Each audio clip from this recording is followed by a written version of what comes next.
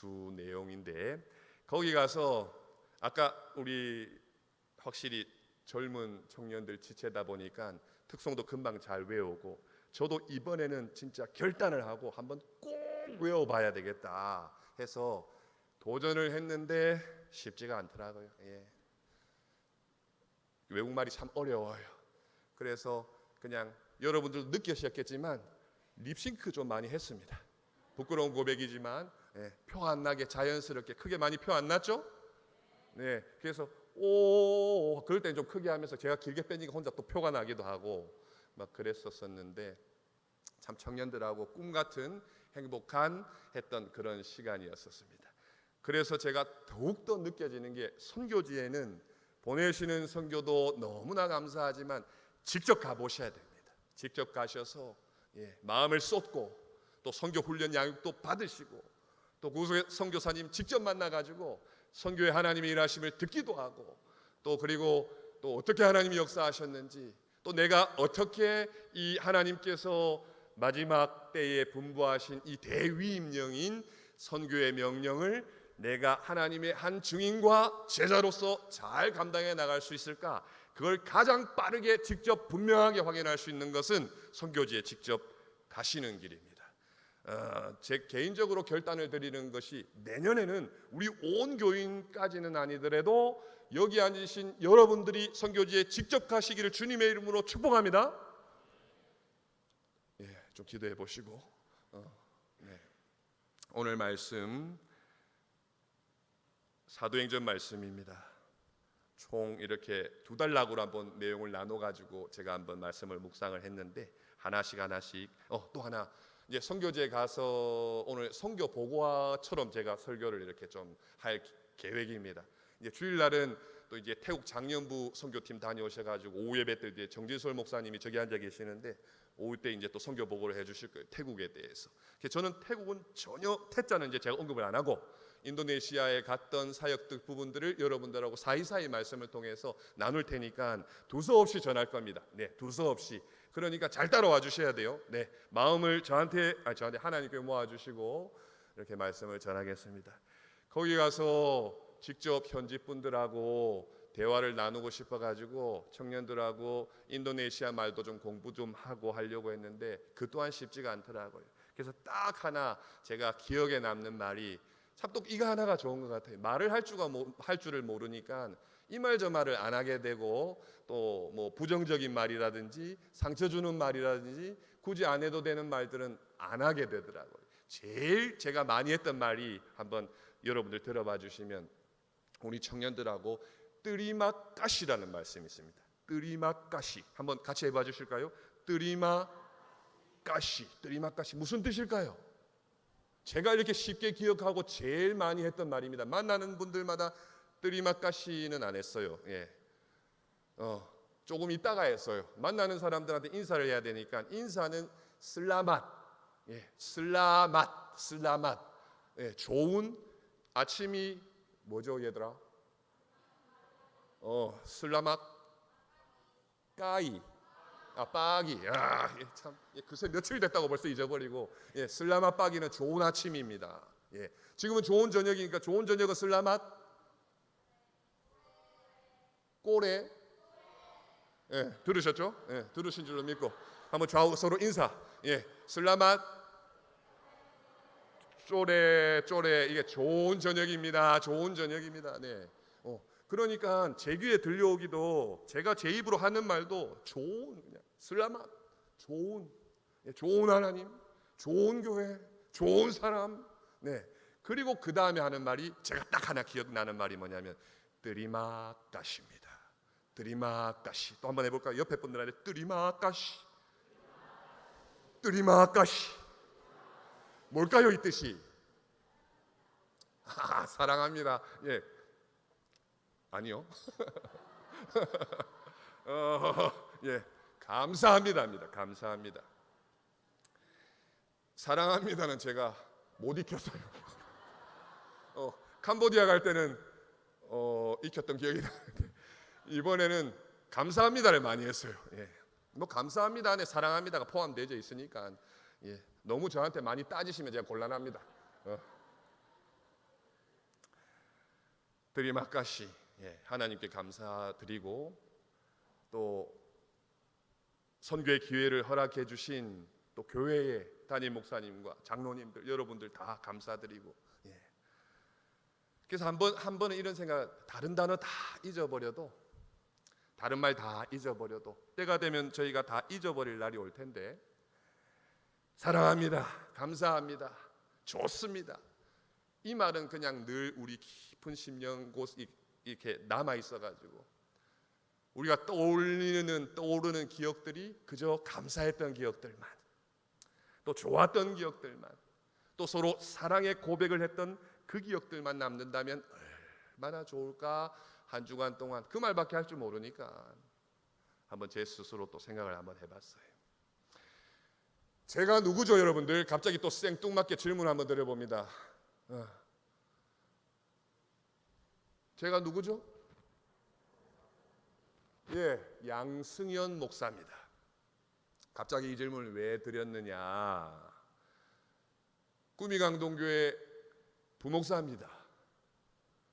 저도 알고 여러분들도 아시고 이제 한 4년 정도 함께 여러분들하고 동고동락을 했는데 또 매일 하루에도 여러 번 여기 교회 문을 이렇게 출입을 하고, 그런데 제가 교회를 잘 모른다고 생각을 한번 해보세요.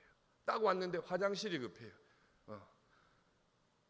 이 자리가 참 긴장되는 자리입니다. 그래서 실례를 안 하기 위해서 예배 전에 화장실 많이 자주 갔다 오기도 하고, 그런데 이제 목이 마르면 물을 마시면 또 생리적 현상인지라 딱 한번 설교하다가 그런 적이 있어가지고 좀 실례했던 적도 있는데, 양승현 목사로서 구미강동교회 다니면서도 화장실이 어디 있는지도 몰라요. 실제 모른다는 뜻이 아니고 또 식당이 어디 있는지도 몰라요. 또 엘리베이터가 어디 있는지도 몰라요. 한 4, 5년 여러분들하고 동고동락을 했는데 여러분들 만나 뵙고 얼굴도 몰라가지고 인사도 제대로 못한다고 하면 제가 어떤 존재입니까? 여러분이 딱 느껴지기에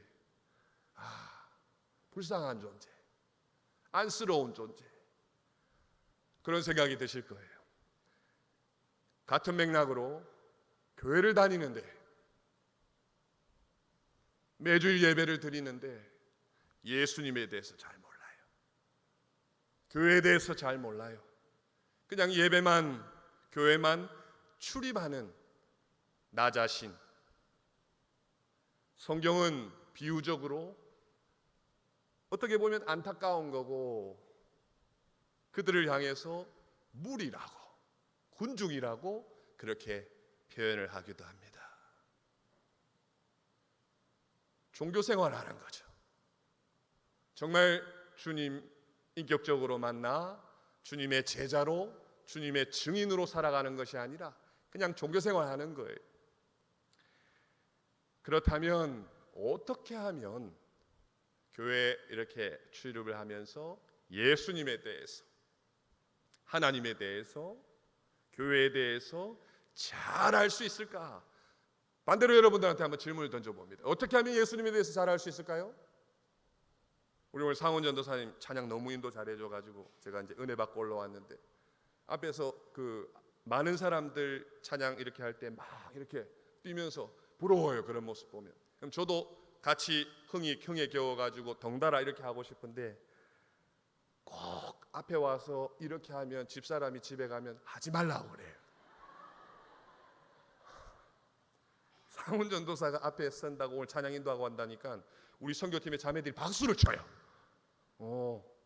참 좋아하는구나. 제가 설교한다고 하니까 아무도 박수 안 쳐주더라고요. 뭐 이건 우스갯소리고 왜 그러냐 제가 이제 집에 가서 물어봅니다. 저 그런 말 안 듣고 싶거든요. 상훈 이게 너무 직접적으로 언급을 해가지고 오해는 하지 말고 앞에서 되게 멋있대요.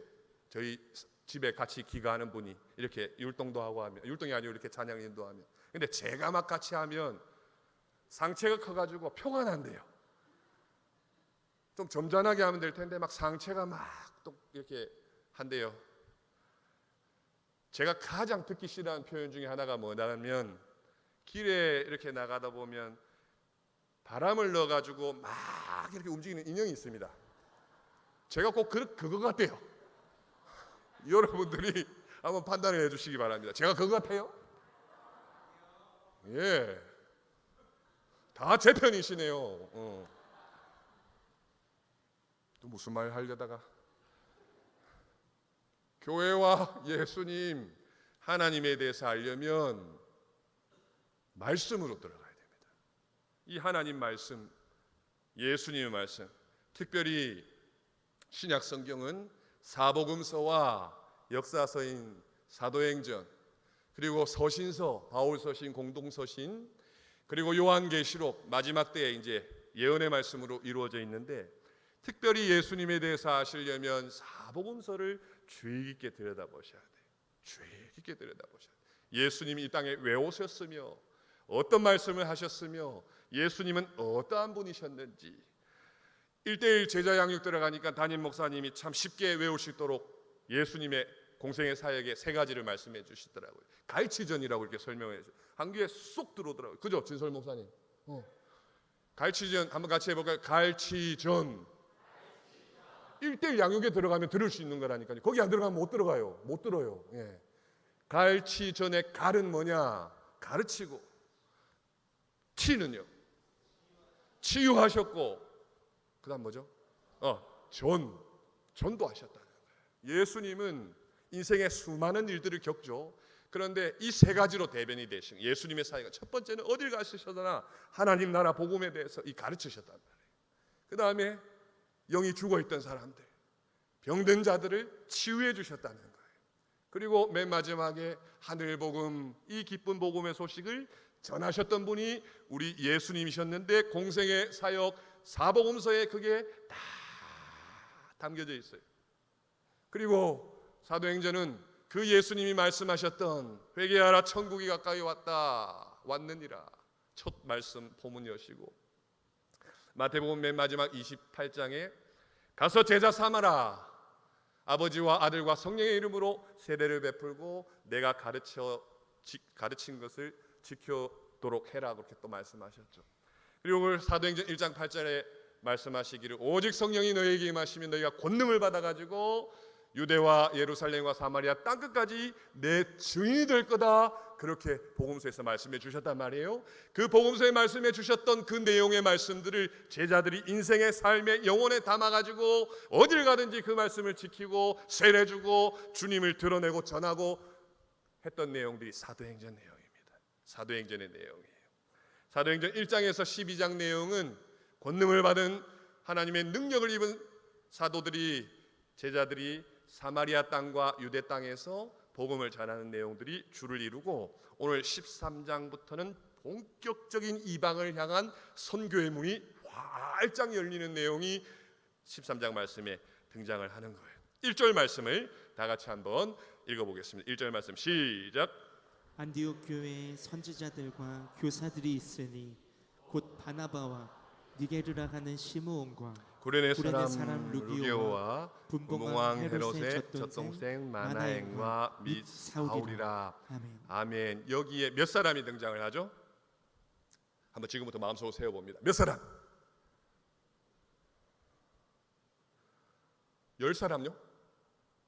바나바 나오고, 니게르라는 시므온 나오고, 구레네 사람 루기오 나오고, 분봉왕 헤롯의 젖동생 마나엔 나오고, 헤롯이 나오니까 좀 헷갈리실 수 있겠군요. 맨 마지막에 사울이 등장을 합니다. 몇 사람요? 네, 5사람 등장을 합니다.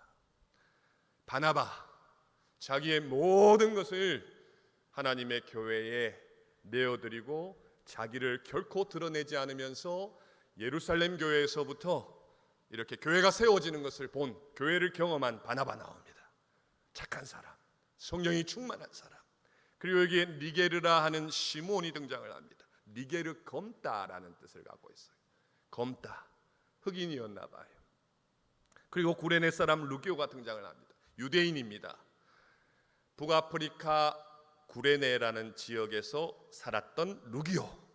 그리고 여기에 분봉왕 헤롯 대왕이 아니고 제가 조사해 보니까 헤롯 안티파스, 그 헤롯 안티파스의 젖을 같이 먹은 동생 마나인이 나오고, 맨 마지막에 이 사도행전의 가장 이렇게 주역이 되었던 사울, 나중에 바울이 되죠. 이렇게 5명의 사람이 등장을 합니다. 1절에 이 말씀을 언급하는 이유는 여러 가지가 있겠지만 제가 이 말씀을 통해서 느끼는 바는 함께 할 수 없는 사람입니다. 함께 할 수 없는 사람이에요. 바나바, 또 흑인, 그 당시에 뭐 인권이 있었겠어요? 노예와 종으로 그냥 삶을 아주 아깝게 안타깝게 보냈던 시몬, 그리고 구레네 사람 루기오도 북아프리카의 디아스포라 흩어져 있던 유대인 2세, 뭐 3세일 수도 있고, 또 분봉왕 헤롯의 젖동생 마나에는 귀족입니다.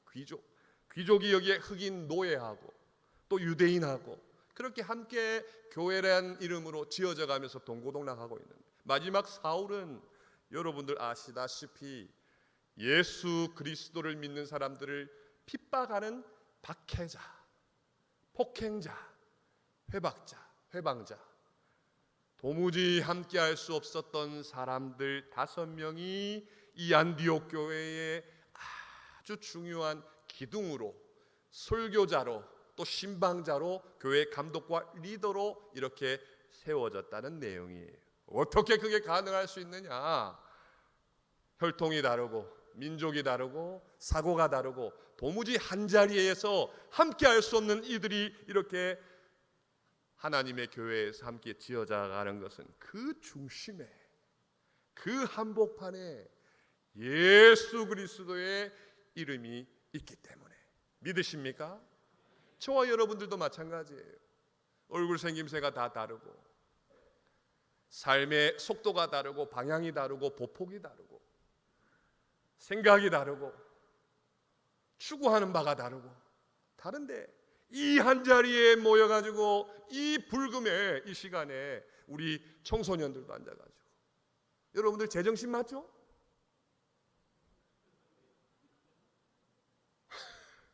청년들도 마찬가지예요. 연애하기 바쁘고 막 그런데 이 자리에 나와 있단 말이에요. 우리의 중심에, 우리의 삶의 한복판에, 우리의 깊은 곳에 누구의 이름이 있기 때문에? 누구의 이름요? 예수 그리스도의 이름. 1절이 그걸 말씀하고 있는 거예요. 그리고 2절 3절로 이어집니다. 2절 3절 다 같이 한번 읽어보겠습니다. 시작. 주를 섬겨 금식할 때에 성령이 이르시되 내가 불러 시키는 일을 위하여 바나바와 사울을 따로 세우라 하시니 이에 금식하며 기도하고 두 사람에게 안수하여 보내니라. 아멘. 이제 선교의 문이 활짝 열리는데 예루살렘에서 교회가 먼저 태동이 되어졌습니다. 예루살렘에서 잘 섬겼던 바나바가 이 안디옥 교회로 오는 거예요. 여러분들이 하나 생각해 볼 것은 안디옥 교회에 니게르 시몬과 루기오와 마나엔이 이미 여기서 이제 교회를 섬기고 있었어요. 그런데 안디옥이 이제 활짝 선교의 문이 열리는 전초기지가 되어지는 그 과정에 1절, 2절, 3절이 배경 말씀으로 등장을 하는데, 교회가 어떻게 이방 선교를 시작하고 전초기지가 되어졌느냐가 2절, 3절 짧은 말씀이지만 여기에 담겨져 있어요. 첫 번째 2절 보시면 주를 섬겨 금식할 때에 이 짧은 하나의 문구가 나옵니다. 첫 번째는 주님을 섬겼다. 아바드, 섬겼다. 예배의 의미가 담겨져 있어요. 주를 섬긴다는 것은 예배의 의미가 담겨져 있어요. 예배는 저희가 이렇게 시간을 들여가지고 공예배도 드리시지만 어떤 의미가 담겨져 있느냐? 나를 위하는 사람은, 내가 삶의 중심에 놓여져 있는 사람은 참된 예배자가 아닙니다. 제가 아주 단언해서 말씀을 드릴 수 있어요. 교회에 지금 앉아 계셔도 공예배 시간, 또 뭐 수많은 예배들이 있겠죠. 나를 위해 모든 것이 나를 중심으로 참된 예배자가 아닌 거예요. 나보다 하나님이 더 중요하고 더 귀하고 하나님이 더 중요한 그 의미를 담고 나오는 사람이 여기에 주를 섬겨 예배를 드리는 참된 예배자로 이렇게 저희가 생각해 볼 수 있는 거예요. 그리고 이어서 나오는 금식할 때, 금식한다는 의미가 나오는데 때로는 저희가 다이어트를 위해서 굶을 때도 있어요. 그것은 육신을 위한 이렇게 음식을 끊는 거예요. 그런데 여기에 금식한다는 것은 하나님 나라의 일을 위해서, 주의 나라의 일을 위해서 음식을 끊는 거예요. 예수님이 광야에서 이렇게 마귀에게, 사단에게 이렇게 시험을 받잖아요. 첫 번째 시험이 금식하고 이렇게 줄이셨을 때 사단이 돌들을 가지고 떡을 만들라고 그렇게 말씀하셨어요. 말을 했어요, 예수님께. 그때 예수님 뭐라고 대답하시죠? 사람이 떡으로만 사는 것이 아니고 하나님의 말씀으로 산다. 금식은 내 몸에 음식이 들어오는데 그걸 차단하는 거예요. 차단한다는 거. 이건 어떤 의미가 담겨져 있느냐? 내 생명이, 나의 모든 것이, 나의 호흡이, 나의 삶이 오직 하늘에 계신 하나님께 있음을 믿고 여기에 금식한다는 거예요. 주를 섬긴다. 하나님 중심이 되어서 예배 드리는데, 예배 원어적 한 단어가 샤라는 단어가 있습니다. 샤, 무릎 꿇다, 엎드리다, 두 손을 들다. 하나님께 안디옥 교회에 지금 선교의 문을 활짝 열기 위해서 성령이 임하셔서 역사하시는데, 그때 처음 했던 이 모든 5명의 사람이, 첫 번째가 주님을 섬기는 예배자가 되었다는 거예요. 그리고 두 번째는 금식하였다는 거예요. 그리고 뒤에 이제 내가 불러 시키는 일을 위하여 바나바와 사울을 따로 세우라 하시니, 이렇게 말씀을 하십니다.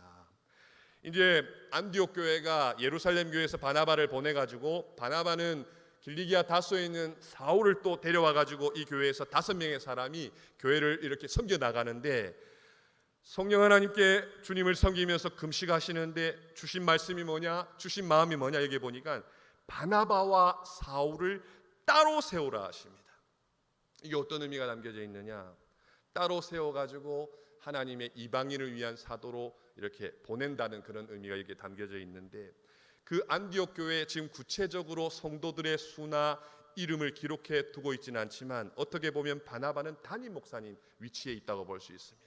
또 사울은 뭐 부목사님의 위치에 있다고 또 생각해 볼 수가 있어요. 그러면 담임 목사님과 부목사님, 뭐 실제적이진 않더라도 제가 여러분들의 이해를 돕고자 그렇게 말씀을 드리는데, 이 위치에 있는 사람들을 이방으로 지금 파송을 해라고 하나님께서 감동해 주시는 거예요. 그러면 안디옥 교회는 어떻게 하냐?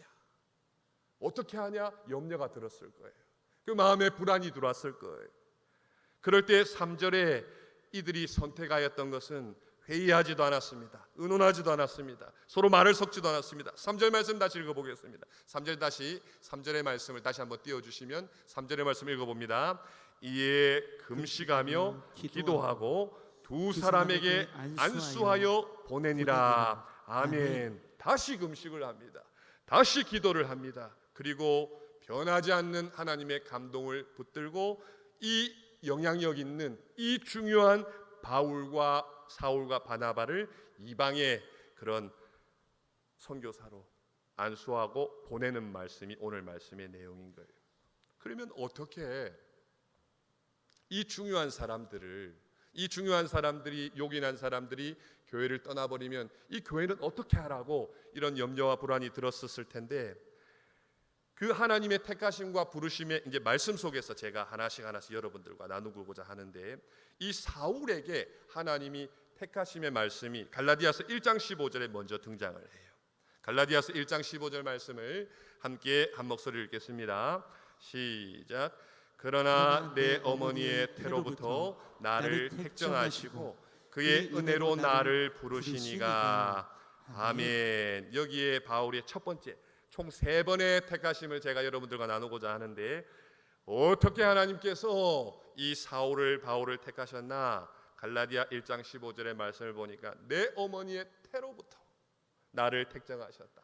태어나기도 전에 하나님께서 나를 택하셨다고. 어떻게 해요? 그의 은혜로 나를 부르셨다는 것을 사울이 고백을 합니다. 그 다음에 두 번째는 로마서 1장 1절의 말씀입니다. 로마서 1장 1절 말씀도 다 같이 읽어보겠습니다.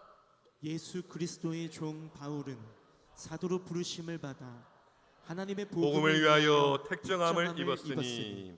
아멘. 아멘. 첫 번째는 어머니의 태로부터 부르셨는데 두 번째는 로마서 1장 1절 보시니까 사도로 부르심을 받은 이유가 하나님의 복음을 위하여 택정함을 입었다 이야기를 합니다.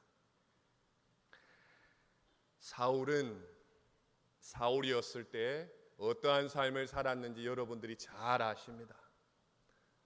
예수님 믿는 사람들을 붙잡으러 자기의 온 인생과 삶을 쏟아부었던 사람이었어요. 그게 진리인 줄 알았습니다. 그게 참인 줄 알았습니다. 그게 선인 줄 알았어요.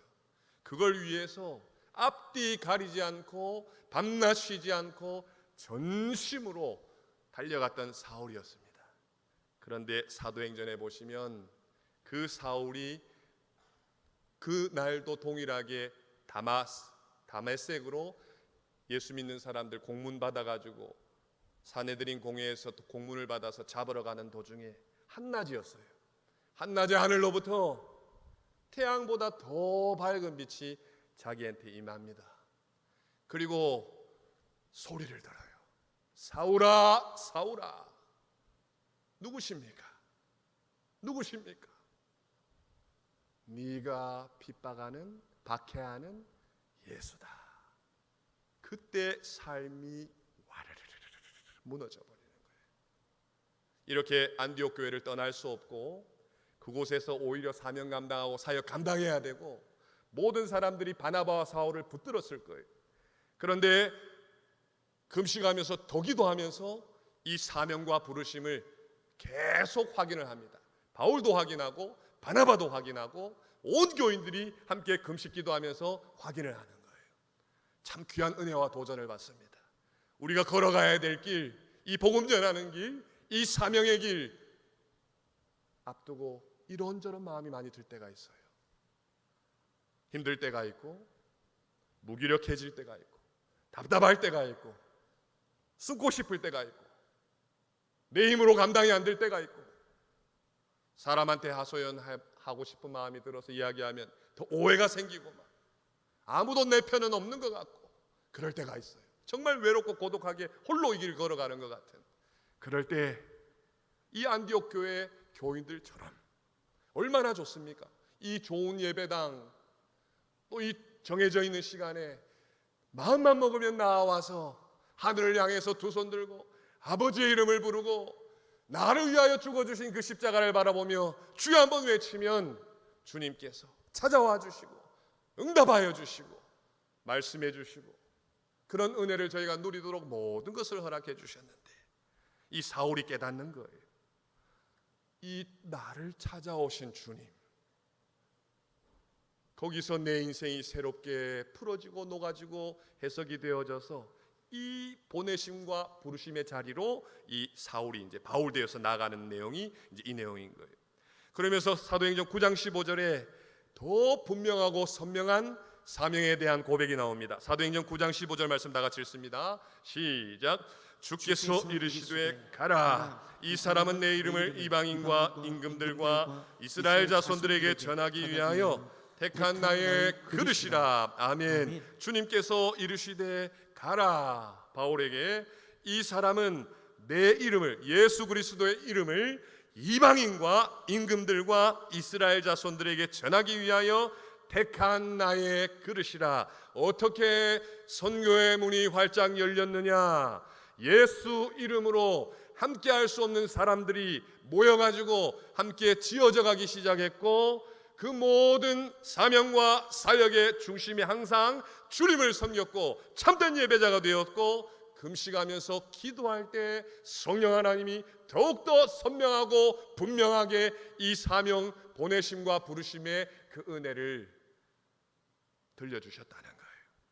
이 금요 성령 집회의 자리가 또 우리가 하나님 앞에 나아가는 예배 자리가 저와 여러분들의 삶의 자리가 이와 동일한 은혜의 자리가 되시기를 소망합니다. 그리고 사도행전 이제 13장 오늘 장의 마지막 부분입니다. 47절에서 52절 조금 긴 부분인데 천천히 함께 읽어보도록 하겠습니다. 주께서 이같이 우리에게 명하시되 내가 너를 이방의 빛으로 삼아 너로 땅끝까지 구원하게 하리라 하셨느니라 하니 이방인들이 듣고 기뻐하여 하나님의 말씀을 찬송하며 영생을 주시기로 작정된 자는 다 믿더라. 주의 말씀이 그 지방에 두루 퍼지니라. 이에 유대인들이 경건한 귀부인들과 그 신의 유력자들을 선동하여 바울과 바나바를 박해하게 하여 그 지역에서 쫓아내니 두 사람이 그들을 향하여 발에 띠끌을 떨어버리고 이고니온으로 가거늘 제자들은 기쁨과 성령이 충만하니라. 아멘. 47절 말씀 보니까 내가 너를 이방의 빛으로 삼아. 그래서 저희 이번 선교팀 이름도 짜야 빛이란 이름으로 나아갔었는데 땅끝까지 예루살렘과 유대와 사마리아와 땅끝까지 그 말씀 해주셨잖아요. 예수님께서 구원하게 하리라. 구원하게 하리라. 이 말씀을 듣는 이방인들이 여기 보니까 듣고 기뻐합니다.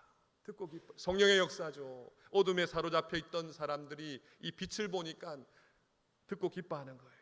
그리고 하나님 말씀 여기 보니까 찬송하며 전부 삶이 예배가 되는 거예요.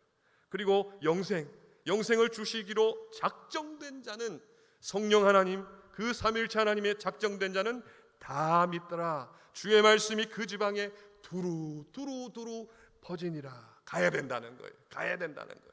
그리고 50절에 보니까 이렇게 은혜가 넘치고 복음이 전해지는데 마귀 사단의 역사가 났다. 이에 유대인들이 경건한 귀부인들과 그 신의 유적자들을 선동하여 바울과 바나바를 박해하게 하여, 처음에는 사울이 박해자였는데 사울이 이 기쁜 복음을 전하니까 자기가 박해를 받아요. 그 지역에서 쫓겨나요. 그리고 51절에 두 사람이 그들을 향하여 발에 띠끌을 떨어버리고 이고니온으로 가거늘. 발에 띠끌 떨어버린다고 예수님 말씀해 주셨잖아요. 그리고 마지막 52절에 제자들은 기쁨과 성령이 충만하니라. 아멘. 이렇게 말씀을 마무리 짓고 있어요.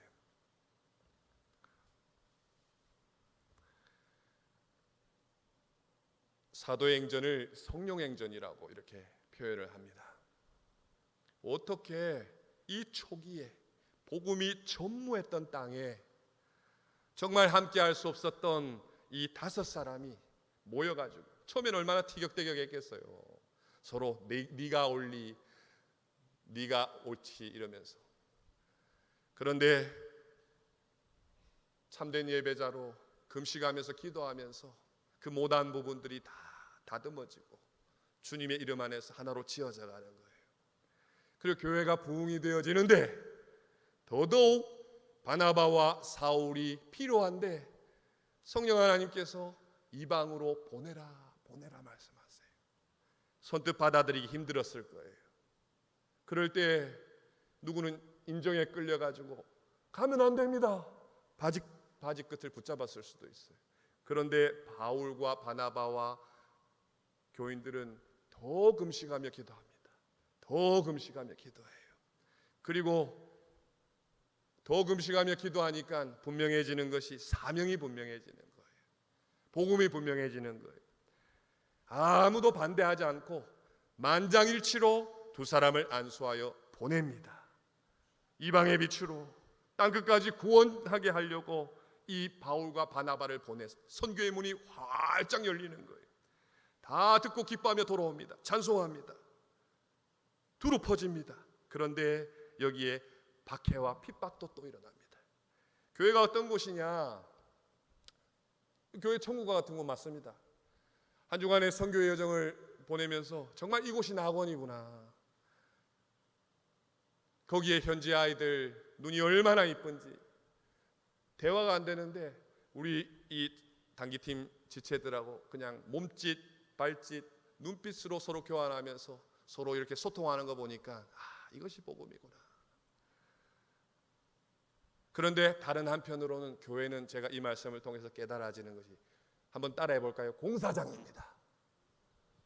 한 번만 좀 따라해 주세요. 공사장입니다. 공사장. 또 병원입니다. 왜 그러냐 하니까 늘 먼지와 소음이 일어나는 곳이. 그런데 아파트 공사장 한번 생각해 보시죠. 다 지어졌으면 분양을 해야 됩니다. 분양을 해야 돼요. 그곳에 머물면 안 됩니다. 그리고 병원도 마찬가지예요. 이런저런 병들로 병원에 와서 치료를 받아서 나음을 입었다면 퇴원을 해야 돼요. 그런데 우리가 교회 안에서는 좋아요. 예배드리고 교제하고 에클레시아 부르심을 받았다. 그런데 하나님께서 부르신 이유는 오늘 말씀에 가장 선명하고 분명하게 말씀하시는 것이 보낸다는 거예요. 흩어진다는 거예요.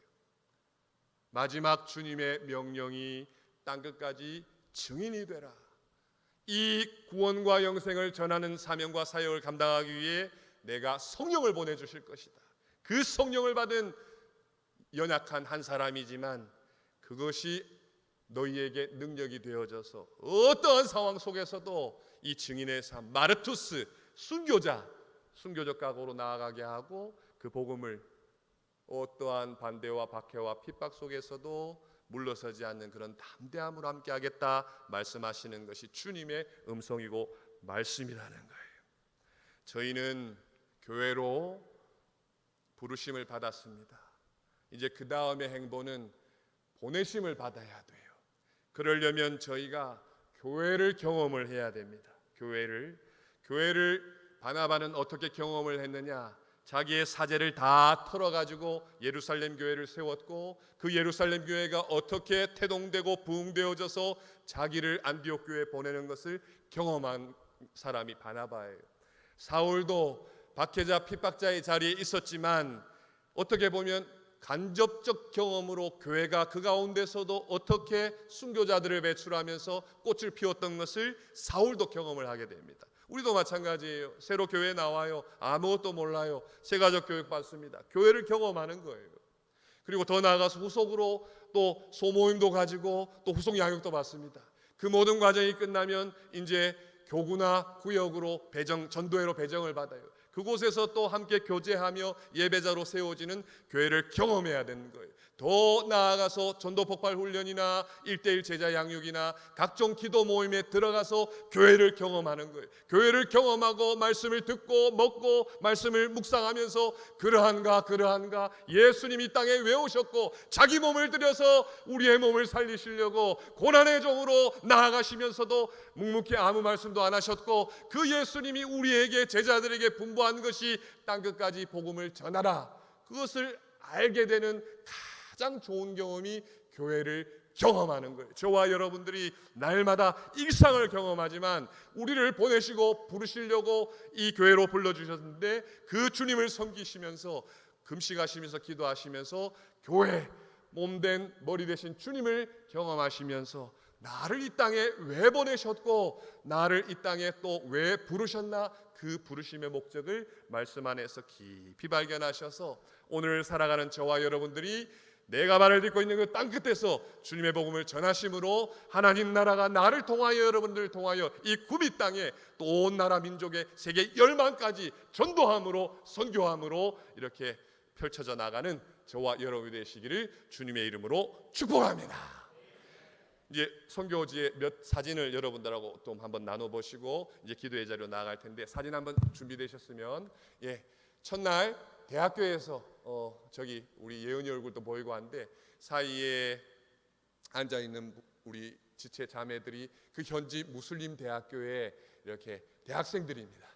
첫날 가이드도 없이 그냥 저희들만 이렇게 조를 나눠 가지고 대학교로 거기 인도네시아의 아주 이렇게 명문 대학들 그 사진입니다. 그다음 사진, 그다음 사진도 마찬가지로 조를 나눠 가지고 직접 만나서 하루 온종일 이렇게 뭐 현지 말도 잘 모르는데 그냥 몸짓 발짓 휴대폰 써가면서 번역기 돌려가면서 저렇게 교제를 나눈 모습입니다. 그다음 사진, 동일하게 우리 민호도 보이고 또 현서도 보이고 하네요. 또 현지 대학생들도 보이고 또 다음 사진, 저 보이시죠?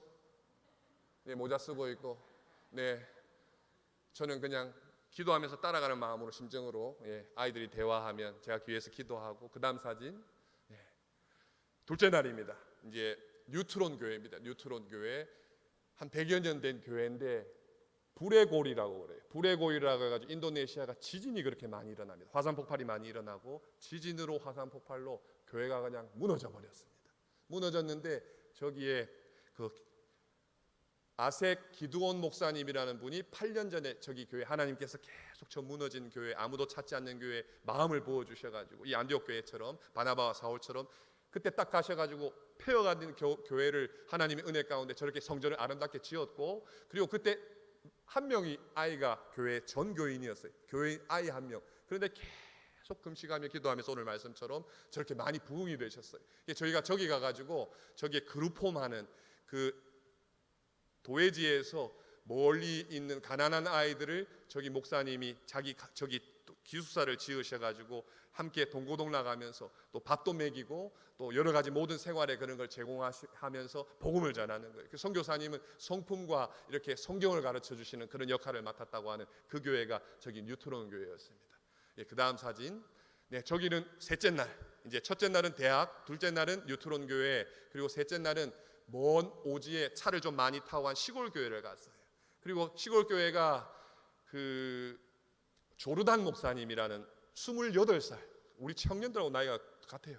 28살밖에 안 된 그렇게 젊은 목사님이었는데 큰 도시의 목회지가 열렸다고 합니다. 그런데 하나님께서 저기 산간 오지의 시골 마을에 마음을 많이 부어주셔가지고 저기도 아이 몇 명밖에 없어요. 바닥에 보면 저기 이렇게 자리 깔아놓고 위에 그냥 나무로 되어 있고 그냥 이렇게 시멘트로 공간만 만들어져서 뭐 시원한 그런 뭐 선풍기나 에어컨 뭐 전혀 없고 그냥 문 열면 자연바람 들어온 게 다인 저곳에서 아이들하고 하루 온종일 같이 예수 이름으로 찬양 부르고 또 말씀 나누고 그렇게 또 같이 게임하면서 그렇게 셋째 날 보냈습니다. 그 다음 사진. 저기가 어디냐면 뒤에 연기가 보이시죠 여러분들? 연기가 뭐냐면 무라비라는 화산입니다. 인도네시아에 몇 화라산이 있다고 그래요. 화라산이 한 4개 5개 정도가 되는데 저기 무라비, 저도 신비로웠어요. 저 뒤에 화산이 저희가 가는 날 펑 하고 터졌다고 합니다. 펑 하고 터졌는데 저희는 몰랐어요. 그런데 저기 화산 밑에 가가지고 보니까 저 연기가 계속 올라오고 있는 거예요. 위험하지 않냐 선교사님한테 물어보니까 옛날에는 위험했는데 요즘에는 용암 마그마가 이 정도 올라와가지고 분출할 거면 그 경보로 알려준대요. 못 가도록 차단을 하고. 그래서 화산이 폭발해가지고 연기가 싹 올라오는데 저희가 저기서 사진을 찍었어요. 그리고 그 다음 사진. 네, 힌두교 사원입니다. 한 몇천 년 전에 그 인도네시아에 그 불교하고 힌두교가 융성했다가 지금은 90몇 프로가 무슬림이 되었다고. 이 말씀 하나 드리고 싶은 것은 무슬림에 과연 가서 우리가 뭘 할 수 있을까 그런 부정적인 마음을 가졌었는데 이번 선교를 통해 가지고 하나님께서 그 마음을 확 많이 바뀌어 주셨어요. 무슬림 우리 거기 현지 분들 대학생들이 얼마나 친절하고 얼마나 우리를 환영해 주시고 그들의 특징이 있습니다. 어떤 특징이 있냐면 환대와 환영을 해주는데 기독교를 강요하면 그들은 이렇게 침범에 들어온다고 생각해서 좀 그 부분을 이제 저희가 염두에 두고 저기 또 사원에 가가지고 그들의 역사와 문화를 경험하는 시간이었습니다. 그 다음 사진. 이제 영상이 2가지가 있습니다. 놀라셨죠? 그 다음 사진 제가 나와가지고 영상. 네.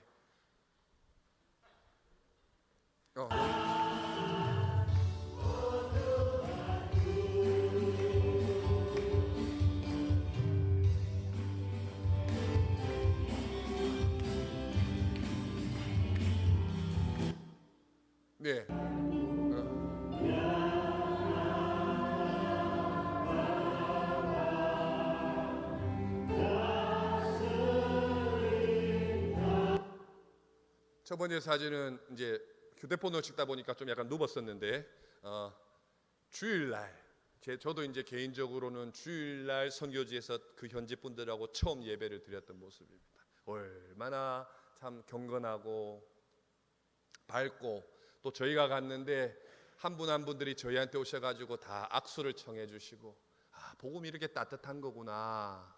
뭐 짧은 새 제가 다 이렇게 말씀을 못 드리지만 저희가 선교했던 모든 그런 내용들은 한번 영상으로 이제 만들어 가지고 뭐 주일날이나 또 해가지고 여러분들하고 함께 또 나누도록 하겠습니다. 하나님께서 창세전에 저와 여러분들을 택해 주셨어요. 그리고 어머니의 모태에 있을 때 택해 주셨어요. 그 분명한 이유와 목적이 있습니다. 복음을 위하여, 잃어버린 영혼을 찾기 위해서. 그리고 오늘 사도 바울에게 분명한 이야기를 해요. 가라.